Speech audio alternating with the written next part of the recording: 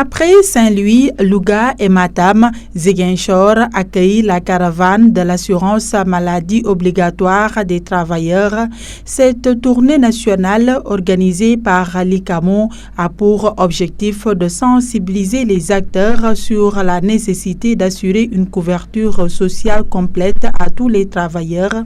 Et au niveau de l'ICAMO, nous estimons que la maladie est le risque le plus urgent à couvrir pour un travailleur.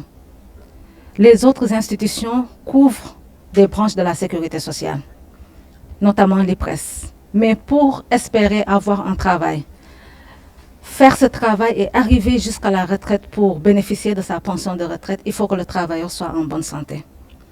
Pour être dans une entreprise et espérer percevoir des prestations familiales au niveau de la caisse de sécurité sociale, il faut bien être en bonne santé. C'est pourquoi nous, au niveau de l'ICAMO, nous estimons que la couverture maladie, la maladie, c'est le risque le plus urgent à couvrir pour le travailleur, même si les autres risques sont aussi importants que le risque maladie. À en croire la directrice de l'ICAMO, l'affiliation à une IPM est d'une importance capitale pour le travailleur. Elle permet d'assurer sa prise en charge médicale et celle de sa famille. Au niveau de l'IPM, on parle de la sécurité sociale, on parle de l'assurance sociale.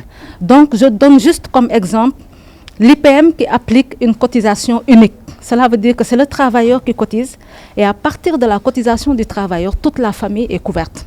Dans d'autres structures privées, on applique une cotisation par tête. Le taux de prise en charge aussi est basé sur des paramètres qui protègent le salaire du travailleur. Parce que les paramètres sont fixés dans une fourchette réglementaire allant de 4 à 15%. La prise en charge est fixée dans une fourchette réglementaire allant de 50 à 80%. Et avec la seule cotisation du travailleur, toute la famille a la possibilité de se soigner en cas de maladie. L'inspecteur régional du travail et de la sécurité sociale de Ziguinchor est revenu sur les dispositions légales qui encadrent la non-affiliation d'un employeur à une institution de prévoyance sociale. Maintenant, quand vous n'adhérez pas à une UPM, vous êtes en porte-à-faux vis-à-vis de la réglementation, vous devez être sanctionné. Les IPM peuvent intenter une action en justice contre une entreprise défaillante. L'inspection du travail aussi peut intenter des actions contre une entreprise qui ne se conforme pas à la réglementation, parce que c'est quelque chose d'obligatoire au sens de la loi.